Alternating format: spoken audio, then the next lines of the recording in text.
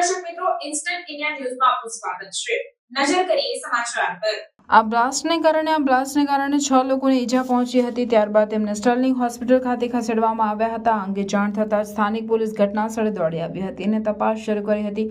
ઓફિસમાં હાજર 6 લોકોમાંથી 5ની સ્થિતિ હાલ સુધારા પર છે, જ્યારે એકની હાલત ગંભીર હોવાથી આઈસીયુમાં સારવાર હેઠળ છે. જોકે શરૂઆતમાં આ બ્લાસ્ટ એસીમાં થયો હોવાનું સામે આવ્યું હતું, પરંતુ એફએસએલના પ્રાથમિક રિપોર્ટમાં હવે એક નવો જ ખુલાસો થયો છે, જેમાં ડ્રેનેજમાંથી ટોયલેટ મારફતે મિથેન ગેસ પ્રકારના પ્રસરતા બ્લાસ્ટ થયો હોવાનું સામે આવ્યું છે. આમ શરૂઆતના 6 કલાક સુધી એસીમાં બ્લાસ્ટ હોવાનું કહેવામાં આવી રહ્યું હતું, પરંતુ હવે આ બ્લાસ્ટનું સાચું કારણ સામે આવી ચૂક્યું છે.